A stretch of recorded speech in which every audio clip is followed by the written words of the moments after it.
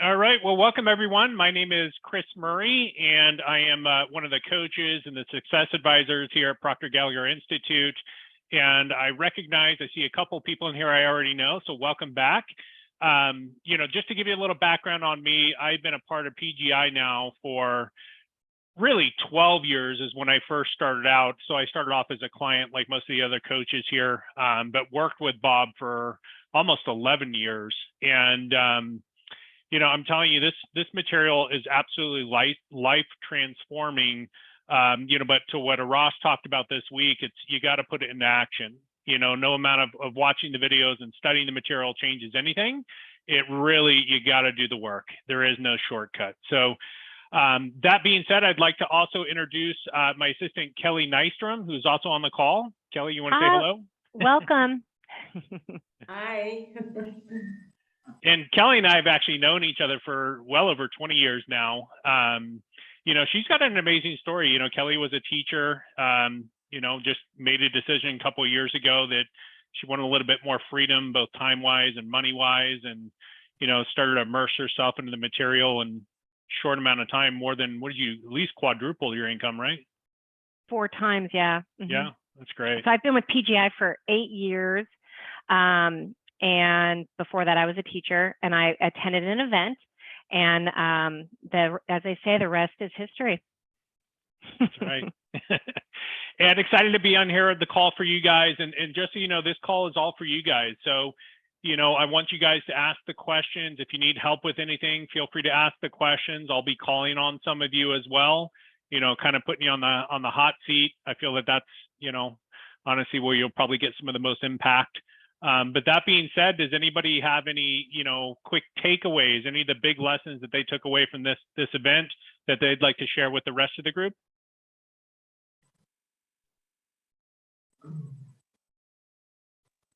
No? All right. How about I call on some people? Guy, how about you?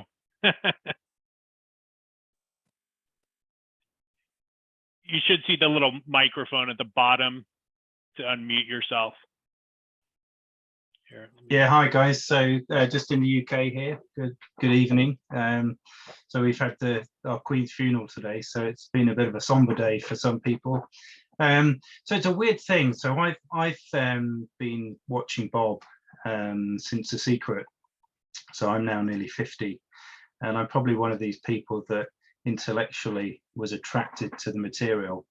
And I did enroll, it's a bit embarrassing, but many years ago in the life success coaching, it was back then, and bottled it, to be honest. I kind of got distracted and what have you, and when I looked at other material, and what I've come to realize is that Bob's teaching, although a lot of it's focused about success and money, is actually teaching people how to live from the inside out, which resonates with me.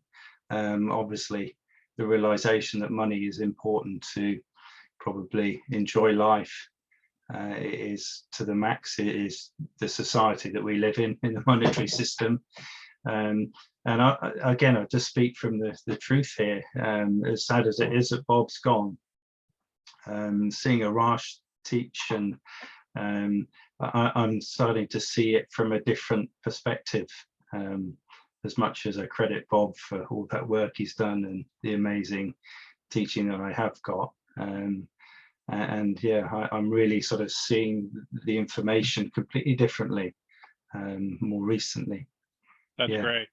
That's great. Yeah. And, I've actually known Arash for over 40 years. So we actually grew up together. I've known him since we were little kids. So, that's one of the reasons I got into this, because, the life that he has today certainly wasn't the life that we came from. So it was kind of a good example of this stuff actually works when you work it.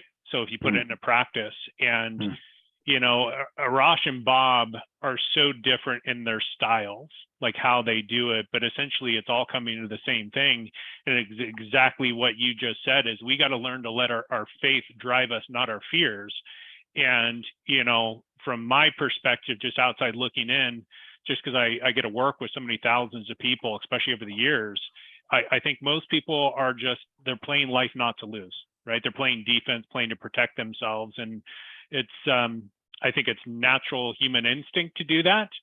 But again, while we allow ourselves to do that, we settle just for a small fraction of what life really has to offer. So thank you for sharing. Good. Chris, I think Guy brings up some really good points, and it goes back to some of the questions that we received that clients would like to have you answer. And one of them is around freedom. And when Arash talks about real freedom, he's not just talking about financial freedom, but can you talk about freedom as far as the mental time piece of it? So there were a lot of questions that just surrounded the word freedom and what that looks like. So can you talk a little bit about that? Yeah, I mean, this is a very common one. I mean, when I first got into this, like many, my goal was freedom, and freedom to me at that time meant money. And the reality is money is a byproduct of freedom. See, freedom is a mentality. It's a mindset. It's a knowing. It's a belief. It's like, it's an understanding that life is going to bring you the ups and downs. There's a great lesson that Bob used to always talk about. It's the law of rhythm. And, everything follows a rhythm. Night always follows day, a seasons, tide goes in, tide goes out. Well, all of our lives follow rhythms, and we all have ups and we all have downs. And it's just understanding that when there is the down, there is an up, and we got to stay emotionally involved in that. And I think the biggest struggle that I see most people make is they let their current situation, current circumstances, current set of results dominate their emotional mind. So it's like someone saying, I want to be financially free, but they're worried about how they're going to pay the rent this month. And, it's hard not to do when that's your reality, but it's exactly what we have to learn to do. And that's what freedom is. Freedom is truly just a mentality. It's a knowing that you can achieve whatever goal you set out to achieve.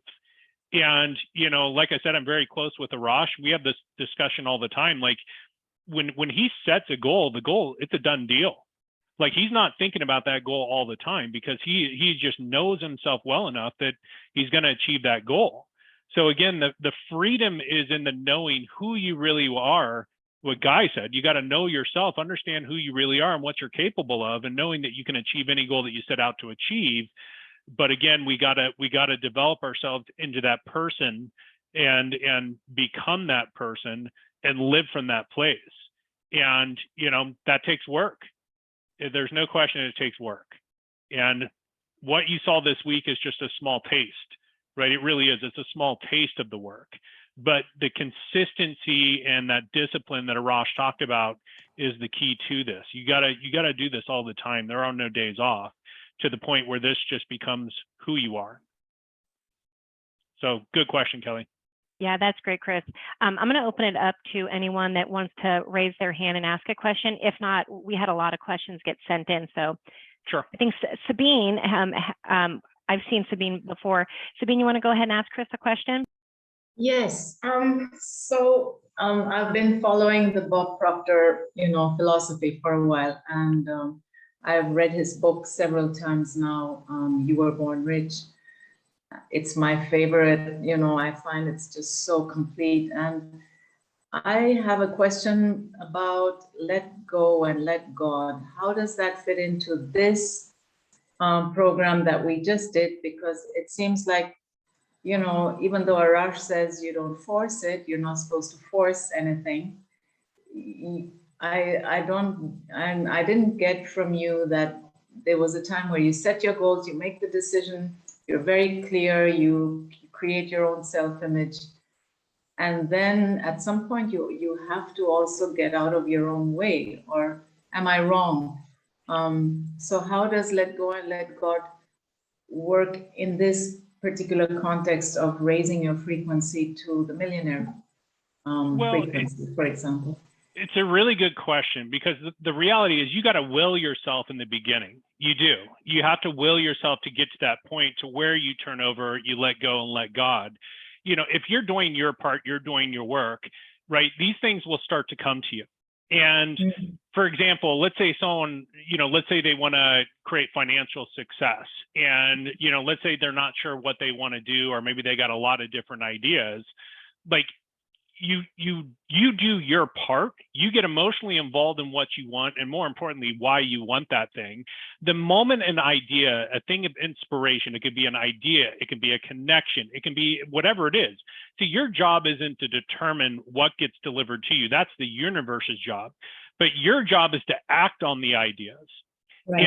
And I think So that's act on everything, act on any, because it's true that once you do make that decision and you are looking out for chances and opportunities, they do come, they do present themselves. 100%.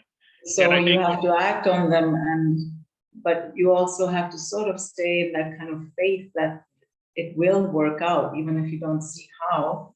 Right. And it's a fine balance between getting pushy, I feel, and blaming yourself when things don't work out, and just allowing the universe to saying, okay, I do trust the universe, and I have experienced it many times in my life. That's why I feel like it's a balance, and somehow I was missing a little bit of talking about that aspect in this, in this 5-day program, because I guess you have to put so much into such a little time. It gets really compacted and everything.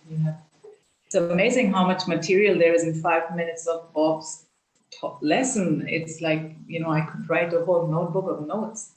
It's yeah, really, and that's the thing is, one of the best lessons I ever learned from Bob it wasn't what to study, it was how to study. And, Bob would study a paragraph for months, and most people would say, well, why? Why? I mean, it. And he would always say, well, I don't study to know, I study to apply.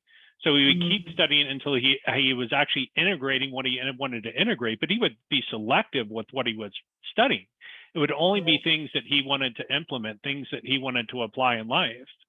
But I mean, again, at the end of the day, it's all about doing the work on us. The opportunities are all around us all the time. But I think what happens to a lot of people, we get stuck in that place where we say things like, well, I don't know what to do. I don't know what to do. What can I get into? And it's almost like we're using auto-suggestion against ourselves, right? You're just re-impregnating the subconscious mind more of what you don't want.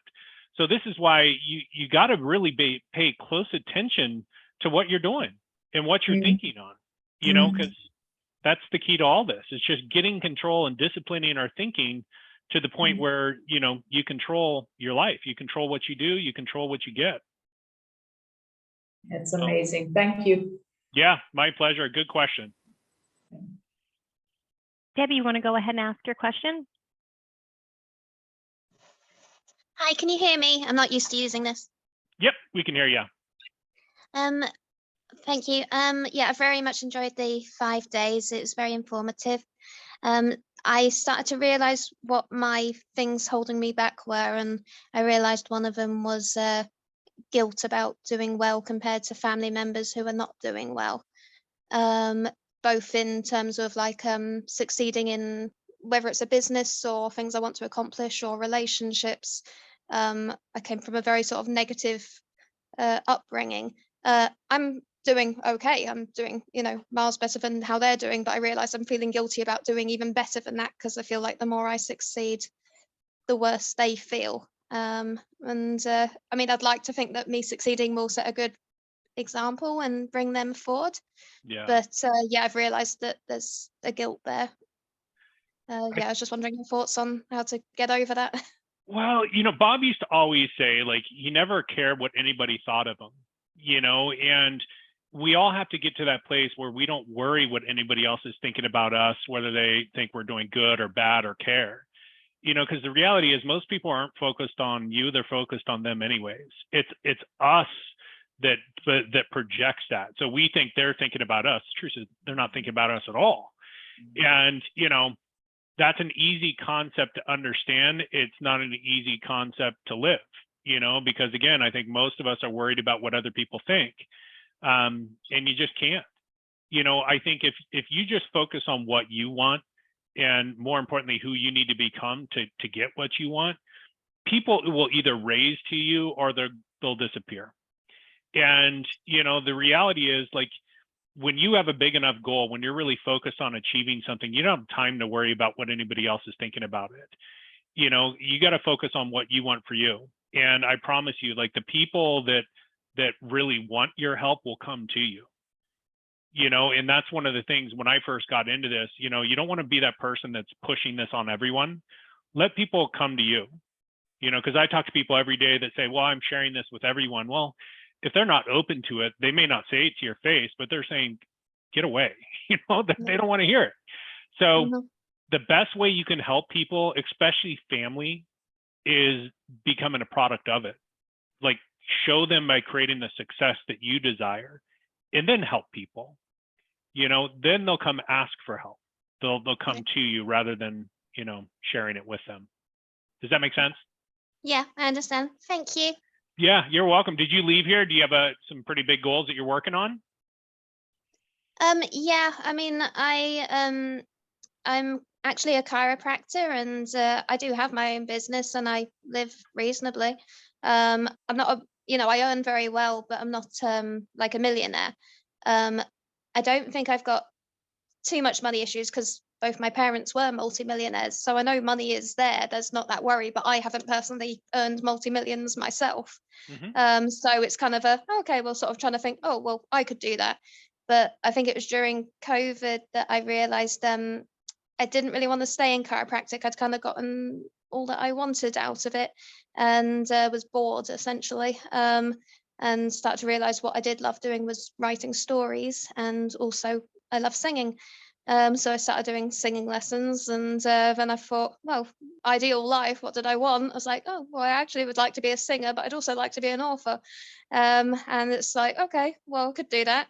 And then on the flip side, I want to be in a relationship, and sorry, it's probably not quite on the business side of things, but obviously I'm 35, and biological clock is very much in my mind, and I'm thinking, oh God, I want this relationship and I want to have children, but then I'm thinking, oh, sort of worrying about it.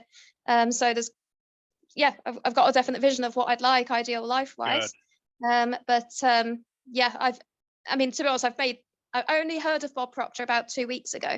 Oh wow, okay. And I've yeah, he just sort of spoke. I just saw him in an interview, and it just really spoke to me and sort of seemed my language, because I like law of attraction, but I like science side of things as well, and it kind of seemed to merge too.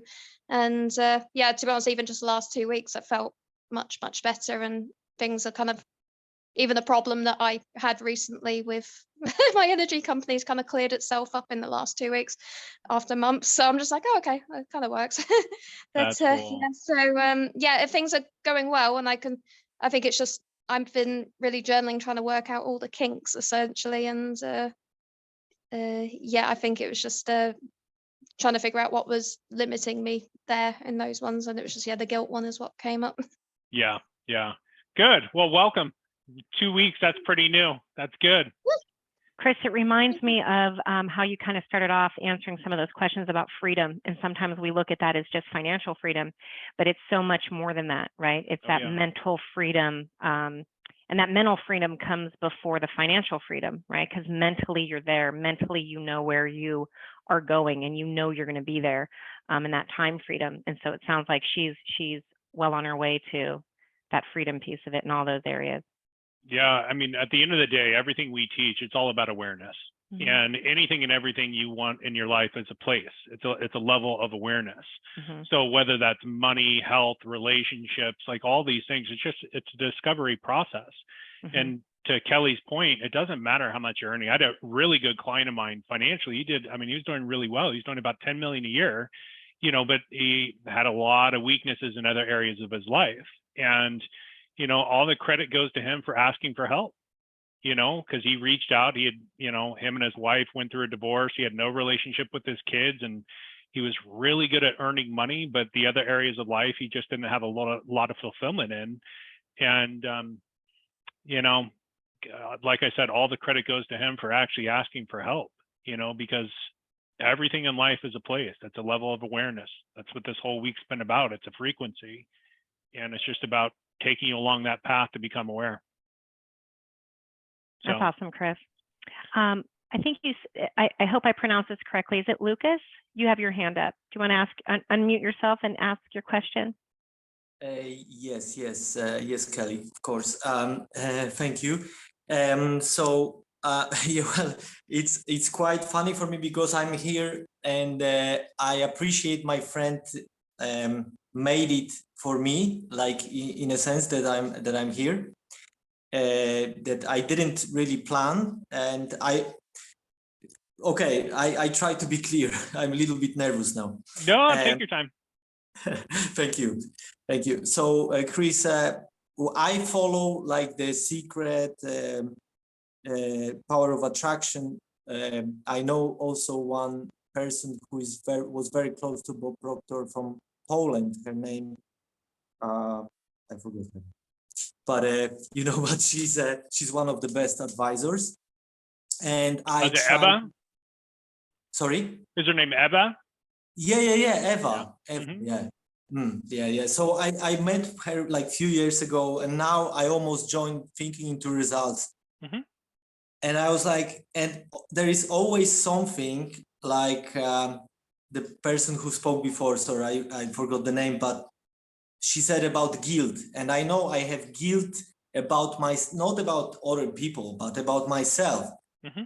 And, you know, and I work on this, and I hope that will let me free, let myself free to finally join those programs, because whatever I do, and I can see a lot of opportunities, and I'm like sometimes overdoing things, like I'm, you know, doing too many things at the same time.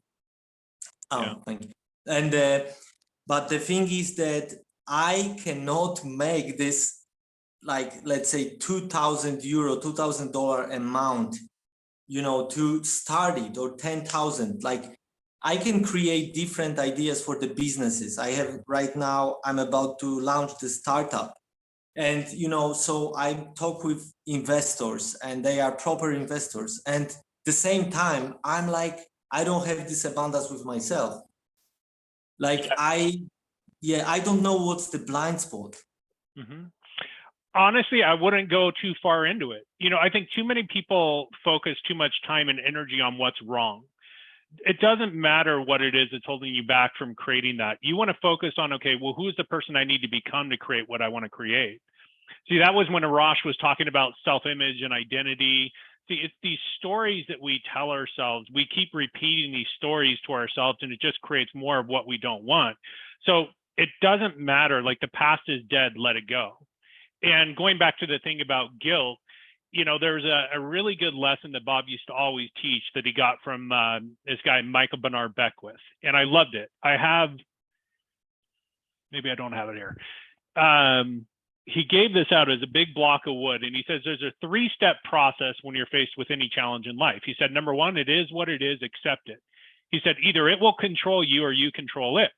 So like with things like guilt, it is what it is, accept it.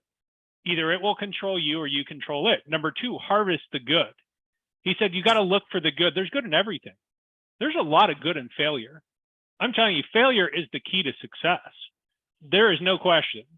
You know, and number 3 is forgive the rest. And forgive means to abandon, just let it go.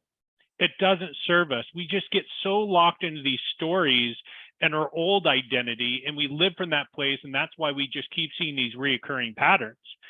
So I wouldn't give it any attention. I wouldn't look at the paradigms that are holding you back. I would only focus on what are the paradigms I need to create the success that you desire, and literally become that person.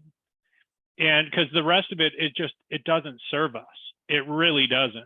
And people can waste a lifetime, you know, looking at things that happened in the past, and it doesn't matter. You just focus on who you need to become. Wow. Okay. Thank you, Chris. I actually have a breakthrough now about accepting the guilt, because I try to push it away so much that I didn't even process it. Yeah. Yeah. Okay. Like, it's not all bad stuff. Like these things, these negative things aren't necessarily bad things. They're necessary. But again, we don't want to get sucked into it where that becomes how we live, because people can live a life in that victim mentality of things that happened in the past. And when I say victim mentality, I'm talking victim of our own making, you know, not things that happen to us. There's stuff you can't control, you know, but we can control how we respond and how we live our life from those places. Got it. Yeah, thank you very much. Yeah, You're welcome. You're very welcome. All right, Marcia, see you raising your hand. Oh, you're still muted. Oh, still muted.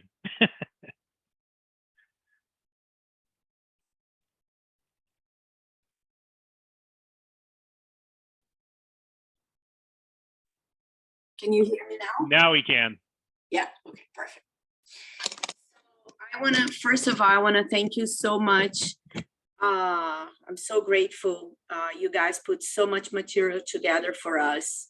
It was really very enriching, and it was amazing those last 5 days. I want to start off saying thank you. You're welcome. Second of all, I would like to ask you, because on the decision day, Bob said that to read that decision chapter for about 30 to 60 days every day. And I would like to know two things. One, how many days should I repeat the goal out loud, if there is any suggestion on that? I would tell you for the goal every day. I would tell you every day. For how long? Well, it doesn't matter how long. It matters, like, again, I usually read my goal at least 5 times, like in front of a mirror, like just reading my goal to myself. One of the things, and this is a really good question, because, a lot of times people ask questions about routines, and, everybody should have a routine, right? But not everybody has the same routine. It's about finding what really resonates and what really connects with you. Like, there's certain things that I do every day that really connect with me, and there's certain things that that we teach that don't connect with me. So I don't implement them as part of my routine, because if I don't believe it's going to create impact, it's never going to create impact. So again, it's not necessarily about like how many times you read the goal. Like, one of the things that I do every day is actually I write out like a written, almost a script of how I envision my day going every single day. And it may only be like 2 or 3 paragraphs. And again, it's just another form of auto suggestion. And it's crazy how things actually end up going, according to that when you do that. So again, there's no set time. It's just trust yourself. Like, go with what feels right for you. But the key is you got to get fused with that goal. Like, it's got to become, like Arash said, a healthy obsession. Right, because for me, since what I need to work the most is really to step out of my comfort zone, step out and step up. So discipline is a key.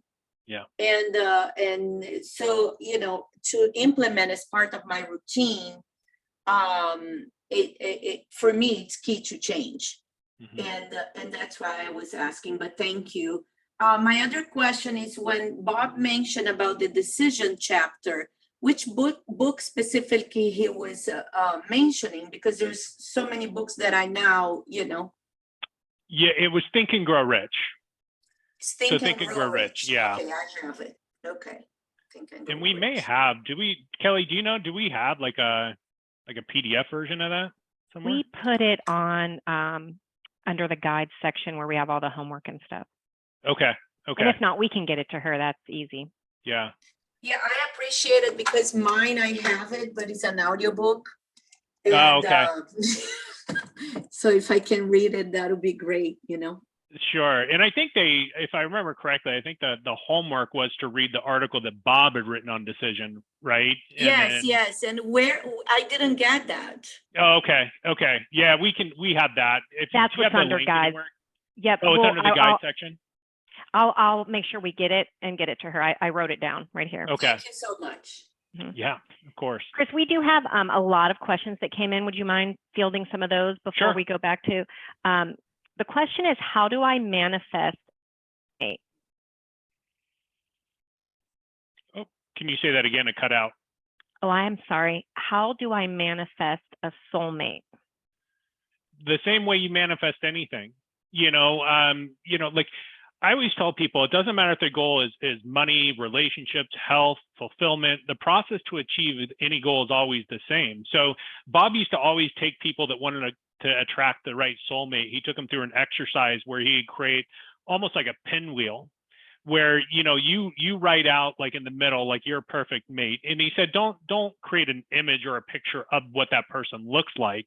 He said, like, have little lines coming off of that and write out the qualities, the characteristics, you know, of the people that you would want in your life. Like, what are the characteristics of that soulmate that you would want?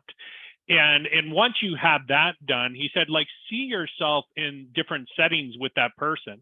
So maybe you want to take a trip to, you know, Hawaii, like see yourself walking on the beach in Hawaii with that person.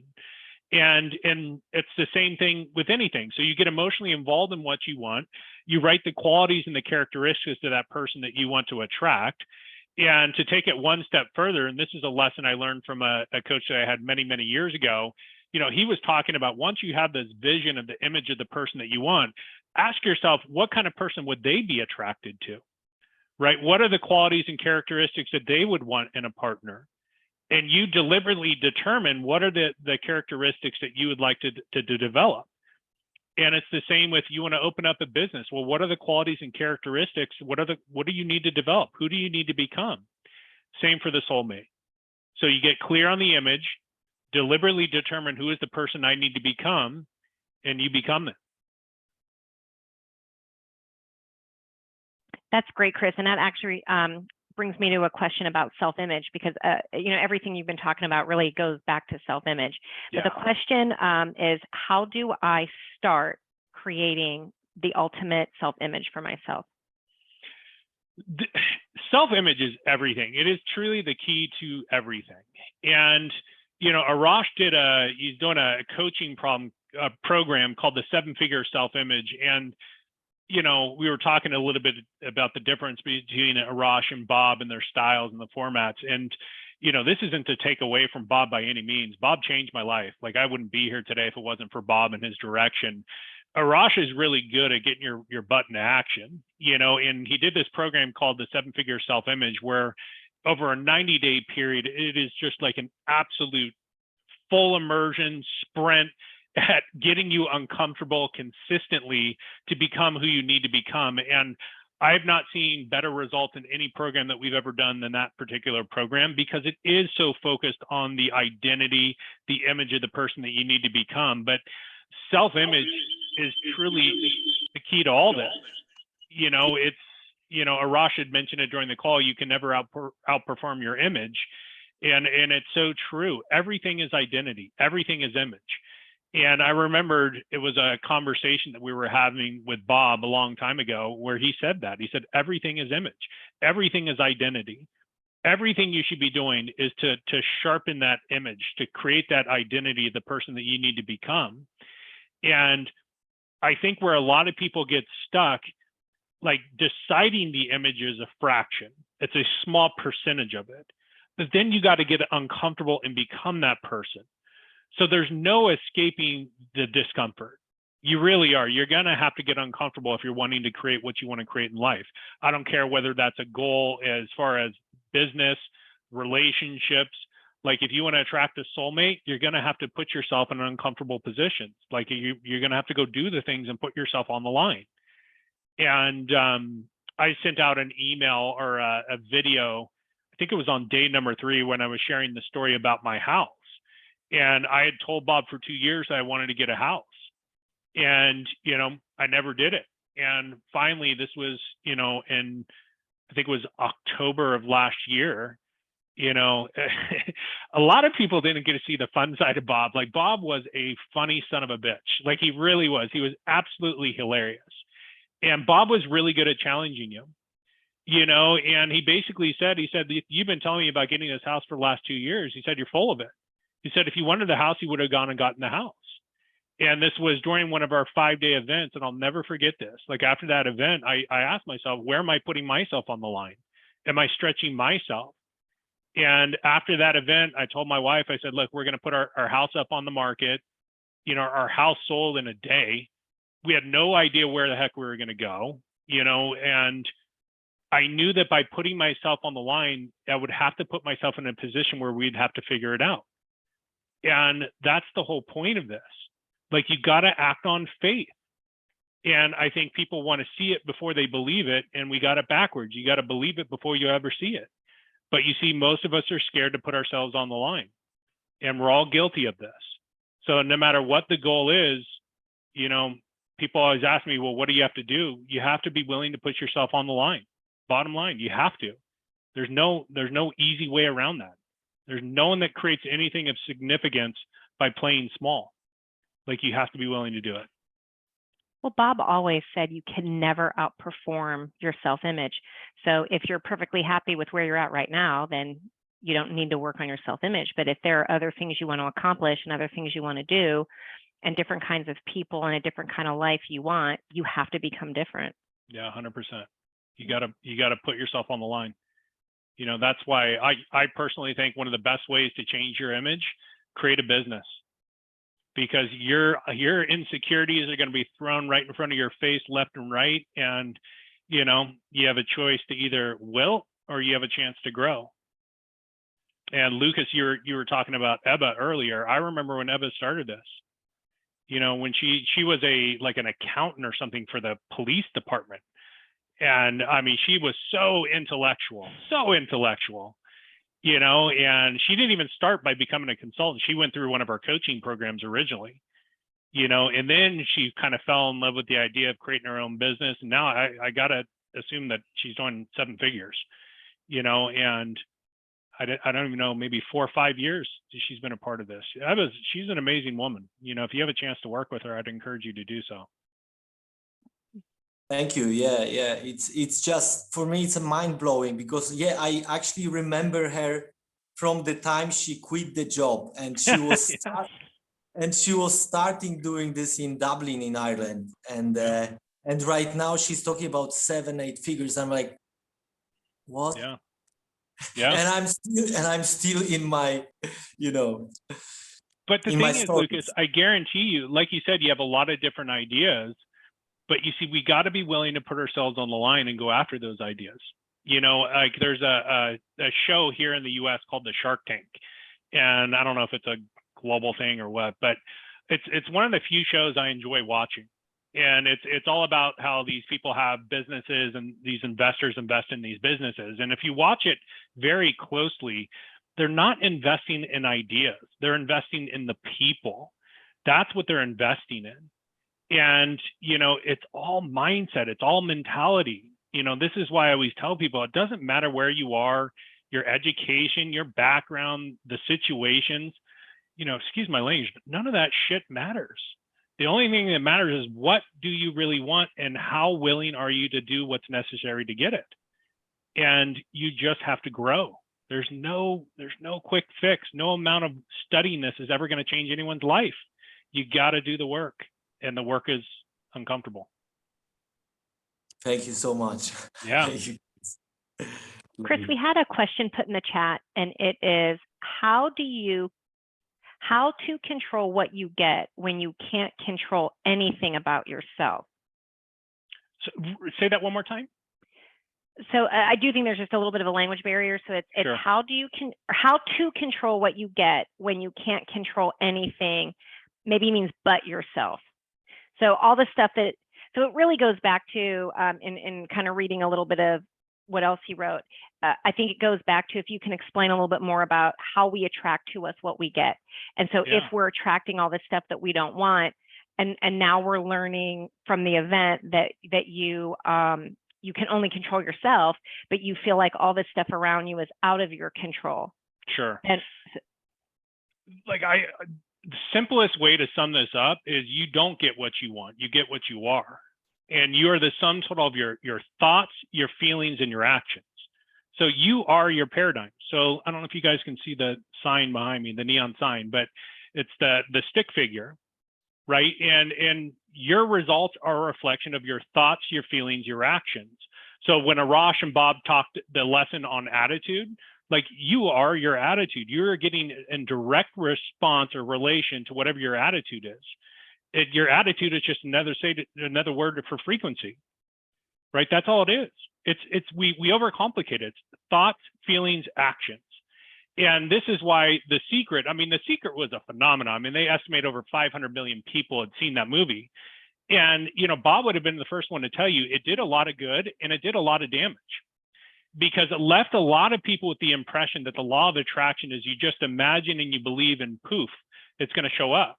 You know, you just imagine checks coming in the mail and they're going to show up. No, they won't, right? It's a reflection of what you do, thoughts, feelings, and actions.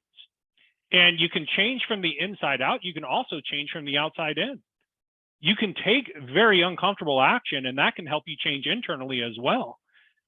So again, it's very simple to understand it, but it's not simple to see it. So just meaning, I think we all have blind spots. And this is why Arash was talking about the value of mentorship.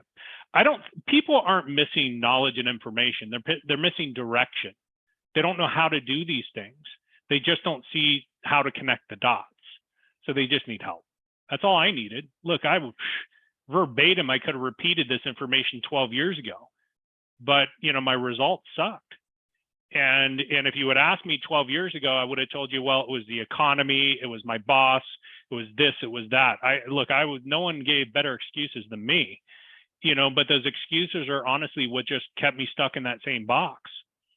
I just wasn't applying anything of what I was studying, and I had spent a lot of money on different coachings between, Tony Robbins and Jack Canfield and John Asseroth and Laurel Langmeyer.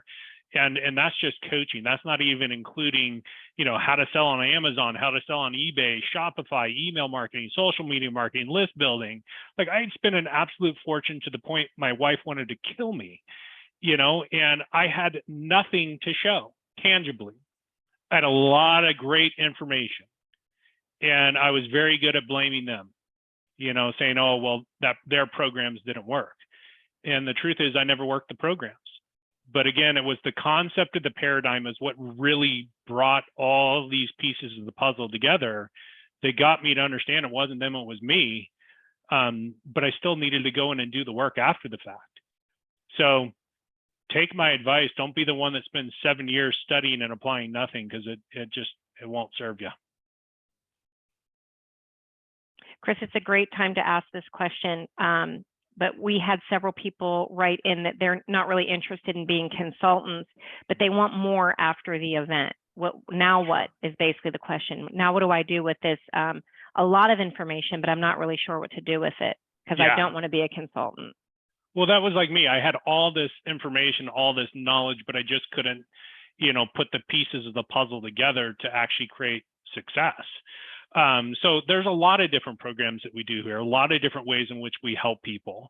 So the best bet is to schedule some time. And Kelly, will you put your contact info in here at the end or in the chat?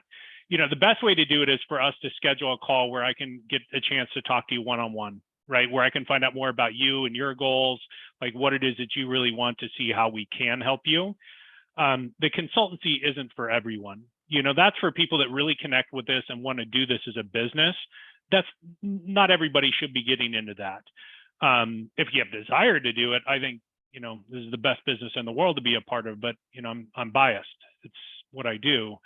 But there's a lot of ways in which we help people between different coaching programs, mentorships. Again, it really just depends on your own personal goals and what you want to see and how we can help you. And Guy, we should get on a call too, so I can find out what you did in the past to see if there's something we can do to get you back in, and get you going.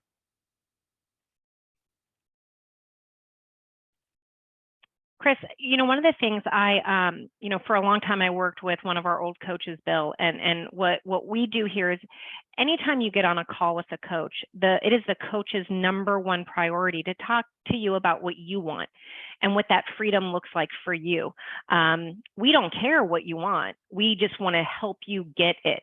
And so Chris will spend time really talking with you about your goals, what you want to accomplish short term as well as long term.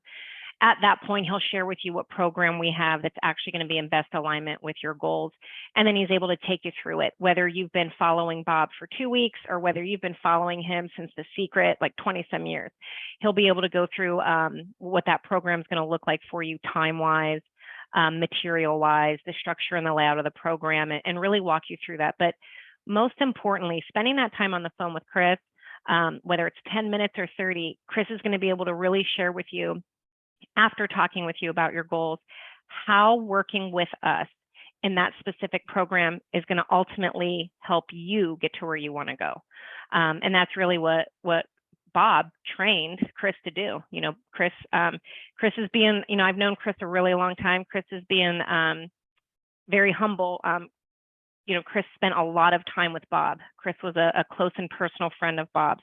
And so he, you know, really understands the material. He understands what it means to know about the material, and then also be able to put that material into action. He's an expert at helping people. So if you decide to schedule that time, that's really what it's going to look like for you. Yeah, thank you, Kelly. I mean, that's a good point. Like, these calls aren't just to sell you into programs. They really are to figure out what you need and see how we can help you. I remember when, so the coach that Kelly was working for, Bill, I remember when Bill came to us, and Bill is a great man. He's an absolutely amazing person. You know, he was in a really bad place when he first came to us, and he came to an event we used to do called the Matrix. And him and his wife owned a couple of restaurants, Italian restaurants, and they were going to come to the Matrix to figure out how they can franchise this out. And they were in some serious trouble, you know, financially. I mean, they were close to, I think it was like close to 2 million in debt. Both of them were working, you know, 70, 80 hours a week. Both of them had to work. One worked in one restaurant, the other one working in another restaurant. And, you know, by day number 3, we finally cracked Bill's shell, and he opened up and told us what he really wanted, and it had nothing to do with the restaurants. I mean, he was just he was in a bad place, you know, and we got him to kind of figure out what he did want and got him moving in the right direction. And, you know, Bill, I mean, he's done an incredible job. I mean, you know, he ended up paying off all that debt. Now he probably earned close to a 7-figure income now, you know, but he's doing what he wants to do now, you know. And you know, there's another really good point. I think a lot of people aren't doing what they want to do because they don't know what they want to do. They're doing what they know how to do. And, you know, I worked or what's safe for them to do. Right. Mm-hmm. And that was me. 15 years I spent working in IT. I couldn't even begin for the life of you to tell you how in the hell I got into IT. I had no interest in it. But, you know, first job out of college, I worked with IBM. Next thing I knew, I worked in technology. And, you know, again, I didn't know any better. I just didn't know. So, Alma, I see your hands raised. Do you have a question? Here, you're still muted. How are Hello, you? everybody. I'm doing fine. How are you all doing? Good. Thank you so much for these questions and answers that you do after the event. I always like coming on, but I want to sort of talk about where I am. I've been working with a women's support group since 2011, and I started working with women that was in abusive relationships and had gone through sexual abuse, and just having just a desire to help them, and praying and just asking God, how do I help? He began to show me, and you know, how lots of things the women was going through was things that they had gone through and things that was in their subconscious mind. So I sort of stumbled on this out of just having a heart to help women. And one of the first books that I read was Joseph Murphy books on the power of your subconscious mind. And then in 2000, I believe 16, I just was attracted to Bob Proctor, and his teaching on paradigms is just one of my favorite. But what I found out in dealing with Bob, that I became the student. You know, I was helping women, but yet and still when I met Bob, I became the student, and it caused me to look at my own paradigm and begin to work through that process. So every meeting or every time you all give a conference I'm on, I do want at some point to look at the coaching. I think we talked about that, but you know, I just got to be resourceful and find out ways that I can come up with that amount of money. What would you suggest going forth and working through the area of paradigms, because I think this is so helpful. Not to, I heard what you were saying, not to stay in the past or not to focus on your past, but to look at those limiting beliefs that is there while I'm working with them and dealing with them in the area of paradigm to continue to move forward. Would it be working on their self-image? Would that be one of the main things that you would suggest? 100%. I mean, I think that's the key to all this, but the first thing that I would get them is to focus on what they actually want. Okay. And I think that sounds very easy.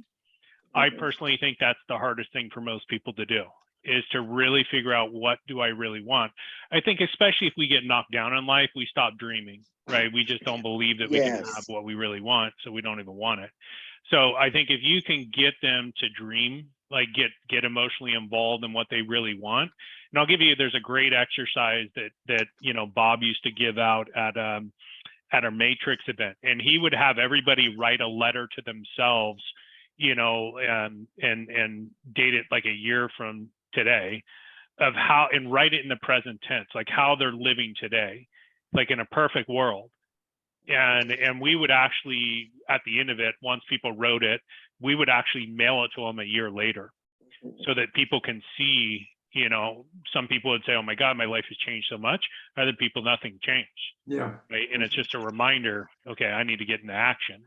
So I think if you can sit them down. It also, it all depends about the volumes. So if you have a so I think, again, if you can get them to start thinking about what they do want for their lives and what they do want to see, and then start to work on the image. So then start to work on, well, who do I need to become? I think that would be the best way to help them.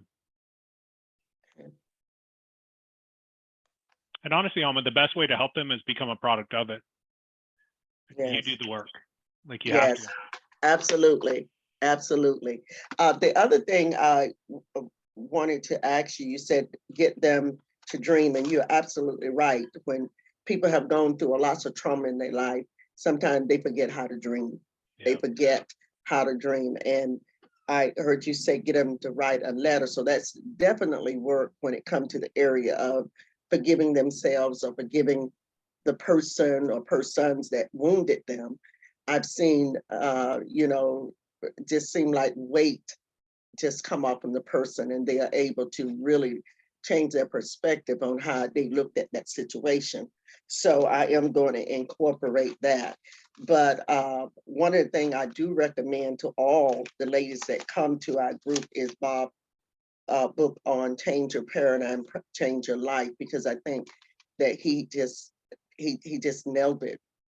Yeah, I agree. I mean, Bob was so good, and that's why he did this. I mean, this is why he was doing this until the day he died. He loved it. He loved it. And he was always working to get better at it, and I was sharing a story with somebody the other day. I went down, I think it was our last Paradigm Shift Alive event that we did out in LA. And I woke up super early in the morning, and I went down there, and Bob was in there, working on his slides. And I asked him, I said, what are you doing? He said, well, I'm changing up my slides. And to me, I've been a part of this for so long, the slides look the same. Like it feels the same. And he said, no, he said, look, he said, I know I can reach everyone here. He said, but I know I won't. And he said, that's on me. He said, I got to keep working to get better. Wow. And, like I said, like my most valuable lessons from Bob weren't necessarily from the teachings. It was watching how he operated, like how he thought, how he acted, how he conducted himself on a regular basis. Like, and even like in our consultants, when I look at the people doing the best in this business, they're not necessarily the best marketers, the best teachers. They are the people that really apply what we teach. They live it. And that is one of the biggest reasons why I got into this business. I knew that if I immersed myself into this, I was out there doing this on a daily basis. Yeah, I'm out there helping other people, but it's ingrained, it's getting into me. And that's what I love about this. It's a lot of fun. Chris, you have about 5 minutes. Do you want to see if there's any last question or two, and then you can kind of wrap it up here? Sure. Anybody have a question they want to ask? Oh, I see. Is it Farfara?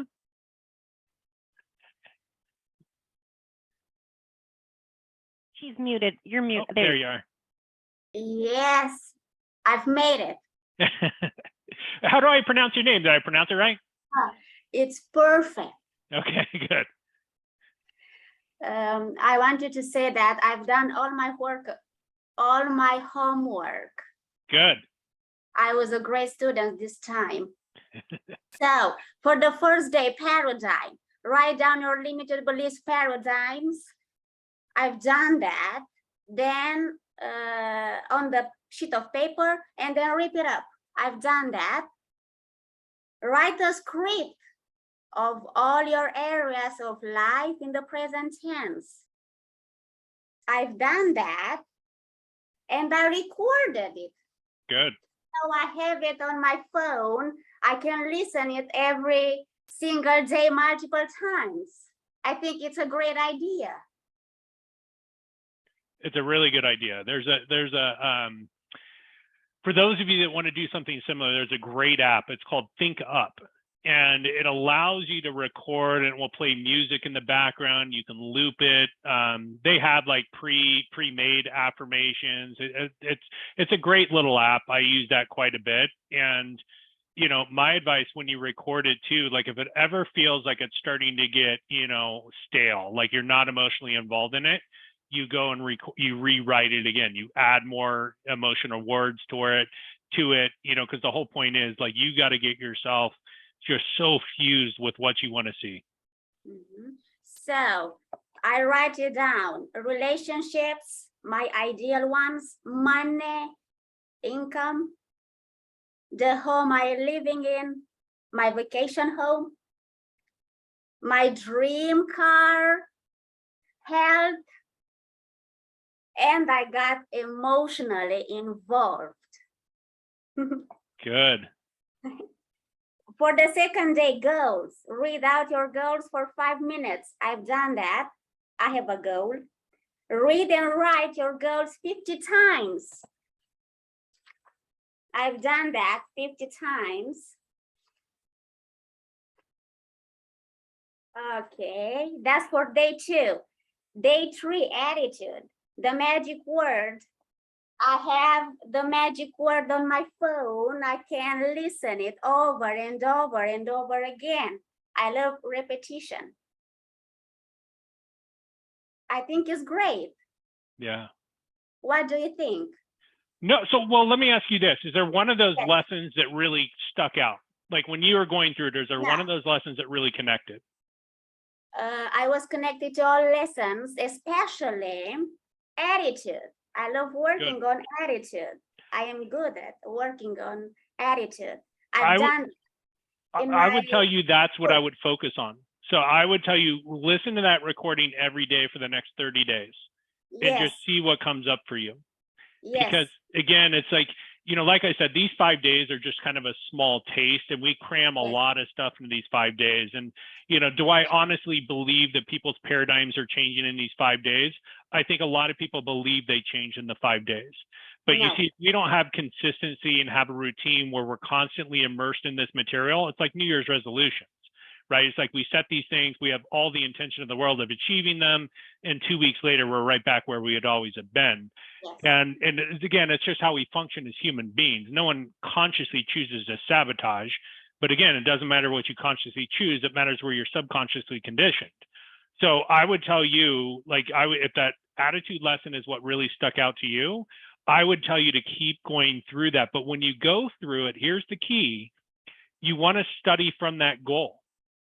See, Bob said this, I'll never forget this. We were flying back. It was myself, Arash, Jeff, one of the other coaches. We were flying from Toronto to Vegas. We were supposed to go to Germany. So Bob was taking us, we were going to do an event in Germany, and something happened last minute. They canceled it, and Bob felt bad. So he said, let me just take you guys. I'll drop you off in Vegas, which is a horrible idea. You know, and he said this on the trip. I'd never heard him say this before.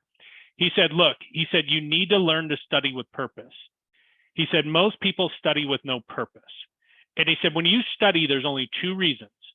He said, one is to help you get clear on what is the goal, Like, what are you after? What are you really working towards? And he said, number 2 is to help you see ways in which to achieve that goal. So for your goal, when you're studying the attitude lesson, I would read that goal before you study anything. And you might be studying that attitude lesson, all of a sudden an idea comes to your mind and you act on it immediately. Because you want to study with purpose. There's got to be real purpose behind the studying. And like I said, it's either to get clear on what you want or to get you to see ways in which to achieve the goal. And Alma, that lesson that we did, the exercise, writing out the limiting beliefs, the paradigms that are holding you back, that'd be another really good one to do with your group. Yes, and I did that for myself. I didn't post everything, but I did every lesson. Good. Yes, Good. every assignment. Good.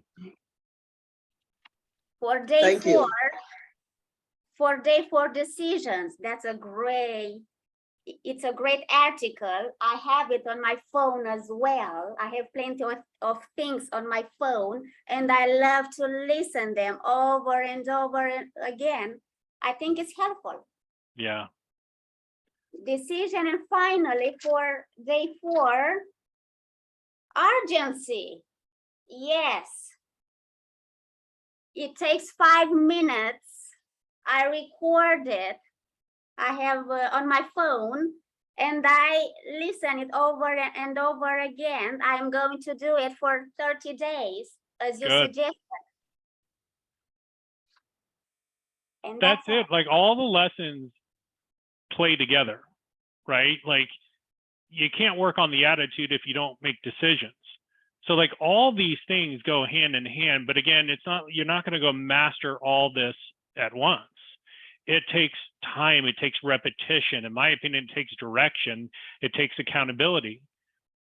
So there's all these little components that go into doing this work. It's just, again, it's like me, I was so stuck for years because I thought I knew it, right? And at the end of the day, your results tell you the truth. They always tell you whether or not you really get it. And, so my advice is just take one thing that you act on, that you're going to implement right now, that you're going to put into practice, whatever it is. Or if you found a goal this week, something that you want to go after, you really commit yourself to that goal, and there's no retreat. It's like Napoleon Hill talked about, you got to burn your ships, right? You got to go after it with everything you got. You have to be willing to put yourself on the line. You got to make committed decisions. You got to develop self-discipline, right? You cannot go back on your word to yourself. Like, that's one of the big things. All of us do this. Like, how many of you say that you're going to do something and don't? It's not about to other people. It's like you start to lose the trust in yourself. You start to ruin your own word. That's how you're going to start to chip away at that self-image. So again, just take one thing that you took from this week that you're going to go out and implement. For any of those that are interested in, oh, hey, Michael, good to see you on the call. So any of you guys that are interested in finding out more about the programs, like what we can do to really help you, again, reach out to Kelly. We'll figure out a good time. And she put her phone number and also her email address on there too. And, if you guys want to schedule a one-on-one, just let us know. We'll find some time. And if I promised to send you something in the chat, I have your name down. Just give me 24 to 48 hours. I promise to get it to you. And we will send out this replay. Just give our tech team, again, another 24 to 48 hours to put that together. But we will send this out to you, and then you'll have it and can rewatch it. Cool. I still have a couple minutes. Any last question? Anyone have any other questions? No. Is it Evelina? Am I pronouncing it right? Evelina. Nice to meet you. Where are you from? From Poland, but I live in UK now. Yeah. Okay, very cool. Good. Yeah. So I'm on Confidence Accelerator with Eva, so I know her as well. Oh, good. Yeah, so world is small. So I think I've attracted the millionaire frequency from there, because I've started watching. I've never watched Bob, and now I loved what he's saying. I know the secret, but I've never, followed Bob. And my question is just about the recording of day 1, 2, 3, 4, is this will stay on the Facebook page, or it will go on Friday as well? It will go on Friday. Yeah, so we Okay. always take them down. So they'll be up until Friday. Okay, so this was my question. Thank you very much. It was so nice to hear all these stories, and yeah, I will definitely start to listen that again and try to implement something, maybe only Good. one thing. Good. Thank you. You're welcome. Perfect. Chris, All there's right, one guys. more question there's one more question in the Sure. chat that was just put in there. How do you focus on one thing no matter what else is going on outside of you? How do you stay focused on that one thing? Yeah, what like focus is like a muscle, right? And in my opinion, you know, look, we live in a day and age where our focus is getting smaller and smaller, right? I mean, our attention is getting pulled in so many different directions at all times. And I read some study that said, you know, humans have a shorter attention span than a goldfish, and it's just getting worse. So again, focus is something we have to train ourselves to do. You know, and Bob would give different exercises, like he would give the exercise where you know, light a candle and put it on the other side of the room and concentrate on it and just keep developing it, keep working that muscle. But again, focus is necessary for success. You know, because again, like me, I had a lot of different ideas when it came to different businesses, and I would just had no focus. So I would never give anything enough attention. And I personally believe the thing, you know, multitasking is a myth. It's like, you know, when you're focused on something, you're always giving your focus from one thing to give it to the next thing. So you got to deliberately determine what you want to focus your energy on. And you got to ask yourself, is this going to move me closer to the goals or going to take me further away? And, you know, we're all doing this on an unconscious basis. So we're all doing this all the time. It's just, are we aware that we're doing it most of the time? And most of us are not. And so again, you got to deliberately determine what you want to focus your energy on, and you hold your word, you stick to it, you make sure that you do it. So develop the discipline. Good question. Anything else, Kelly, or was that it? Is it possible to go back to old habits after you change the paradigm? Yeah, absolutely. Bob used to always say, like, when you change the paradigm, it's still there, but it's dormant, right? And you can't allow it to go back. You can't give it any focus. This is why it's so important to just consistently work on yourself. But again, once you've created the new paradigm, that old paradigm is still there. But the more you feed that new paradigm, the slower that old one gets less and less and less. But it's all there. It's just, again, you start to have conscious control over what you focus on. You know, Chris, that reminds me, you know, we get a lot of clients and they really had never been exposed to the word paradigm or kind of how those habits were controlling them and their results. But we get so many clients that want to talk about their paradigms, which means they're focusing on the habits that they actually don't want. And it goes back to, you know, Arash always says, I don't give my paradigms any energy. I know what they are. And now I look to who I want to be. I look at those habits I want to have. And now I put my focus on what I want instead of those other habits. And so, yeah, I think that's such an important point, because it goes back to everything you've talked about all day. Focus on what you want, not on what you don't want, to create and become and take action towards who you want to be. That's right. And I think we need help to do that. I really don't think we do that by ourselves. You know, this is why, like, we used to, for that exercise about thinking about the limiting paradigms and limiting beliefs that are holding you back. And we used to recommend that, you know, you burn it. And I don't know if we stopped doing that for liability reasons or what, but, you know, it's just symbolic. You're releasing it, because once you determine them, don't give it any attention.